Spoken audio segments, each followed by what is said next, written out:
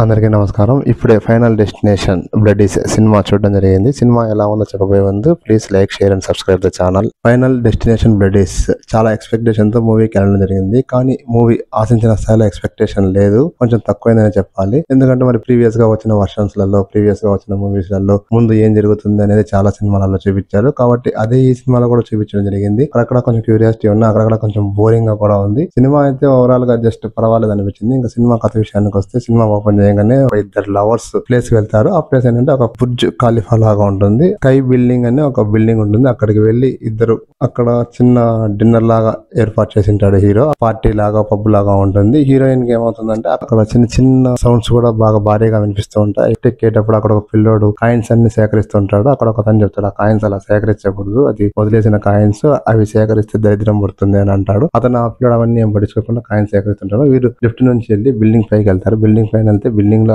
అక్కడ ఉన్న అతను, మీరు చాలా మంది గెస్ట్లు వచ్చారు కాబట్టి మీకు ఇక్కడ ఇవి టేబుల్ లేదు, కొంచెం వెయిట్ చేయండి అంటారు. వాళ్ళు కొంచెం వెయిట్ చేస్తూ ఉంటారు. ఇంతలో అక్కడ అందరు డాన్స్ చేస్తూ ఉంటారు. అక్కడ ఒక చిన్న పిల్లోడు ఉంటాడు, ఒక ఆవిడ పాట పాడుతుంటుంది. ఆవిడ పాట పాడే కొడుకే ఆ చిన్న పిల్లోడు. వాళ్ళు అలా ఇంకా కొంచెం మీదకి వెళ్లి పైకి వెళ్లి హీరోయిన్ కు అతను ప్రపోజ్ చేస్తాడు. అప్పటికే హీరోయిన్ ప్రెగ్నెంట్ అని తెలుస్తుంది. దాన్ని చెప్పగానే హీరోయిన్ ఇద్దరు కలిసి బాగా ఎక్సైటింగ్ గా ఫీల్ అవుతారు. ఇక అక్కడ నుంచి కొంచెం లోపలికి వెళ్తే అక్కడ ఏమవుతుందంటే సడన్ గా ఒక ఆవిడకి క్యాప్ కాలికి ఎగిరిపోతుంది. అక్కడ నుంచి వాళ్ళు లోపలికి వెళ్తారు. లోపలికి వెళ్తుంటే అందరూ వీళ్ళిద్దరు పెళ్లి చేసుకోబోతున్నాం అనే ఆనందంలో, తర్వాత ప్రెగ్నెంట్ అయిన ఆనందంలో బాగా డాన్స్ చేస్తూ ఉంటారు. డాన్స్ చేసేటప్పుడు అక్కడ దాదాపు 40 అంతస్తుల బిల్డింగ్ కాబట్టి ఆ గ్లాస్ పగిలి అక్కడ నుంచి అందరి కింద పడి చనిపోతారు. చాలా మంది అంత చనిపోతారు.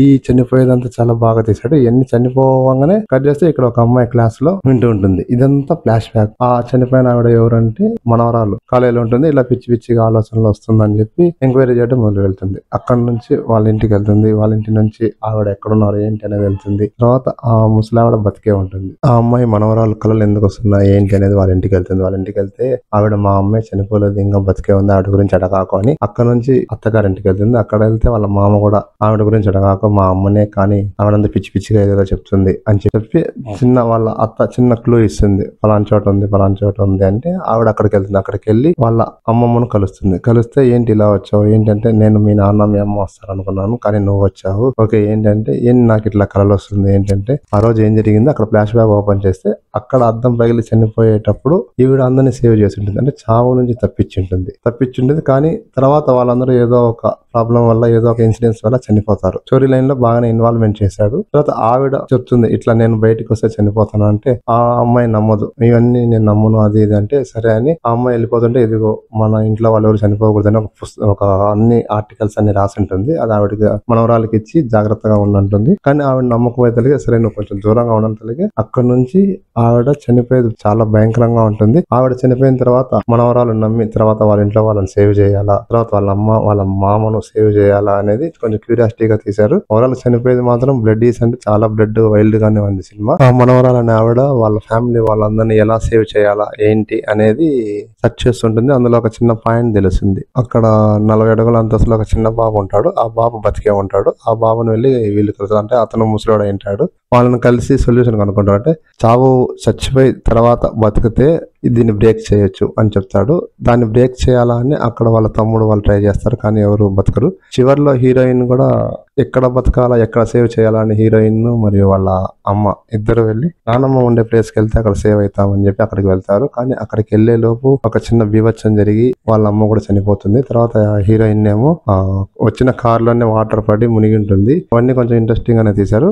తమ్ముడు ఆ అమ్మాయిని సేవ్ చేస్తాడు. సేవ్ చేసిన తర్వాత వాళ్ళిద్దరు, అమ్మాయి మనం సేవ్ అయినాము అని చెప్పి వాళ్ళు ఆనందంగా ఉంటారు. అంతలో ఏమవుతుందంటే ఒక డాక్టర్ వచ్చి, నువ్వు ఇంకా చనిపోలేదు, ఊపిరి ఇంకా ఉండింది కదా, కాబట్టి చావు వరకు వెళ్ళి రిటర్న్ వచ్చావు, అంతేగాని చనిపోలేదు అని చెప్పగానే వీళ్ళు షాక్ అవుతారు. ఈ మధ్యలో ఒక కాయిన్ అక్కడ హాస్పిటల్లో ఒక ఆవిడకు దొరుకుతుంది. ఆ కాయిన్ వీళ్ళు చివర్లో ఉండే ఫంక్షన్ కి వెళ్ళే కాడ లింక్ పెట్టాడు. ఆ కాయిన్ మాత్రం చాలా హైలైట్ గా పెట్టాడు. లింక్ అంతా ఫస్ట్ నుంచి బాగా క్యారీ చేస్తా వచ్చాడు. ఆ కాయిన్ హీరోయిన్ వాళ్ళ తమ్ముడు ఇద్దరు ఒక ఫంక్షన్ కి వెళ్ళినప్పుడు అక్కడ ఆవిడ కూడా ఉంటుంది. ఆ కాయిన్ ఆవిడ చేతిలో జారు నుంచి పడి ఎక్కడికెక్కడికో పోయి ట్రాక్ పట్టాలు మారే కాడపోయి అదే నిలబడుతుంది. అది నిలబడి తర్వాత వీళ్ళంతా ఈ డాక్టర్ చెప్పంగానే ఇట్లా జరుగుతుంది అనగానే ఇందులో ఒక ట్రైన్ ఒక ట్రాక్ లోకి వెళ్లకుండా అది ఇంటి మీదకి వచ్చేస్తుంది. ఇంటి మీదకి వచ్చి వీళ్ళ దగ్గరకు వచ్చి నిలబడుతుంది. అంతలో వీళ్ళిద్దరు లేచి సేవ్ అయినాం అని అనుకుంటాగానే ట్రాన్స్పోర్ట్ చేసేది.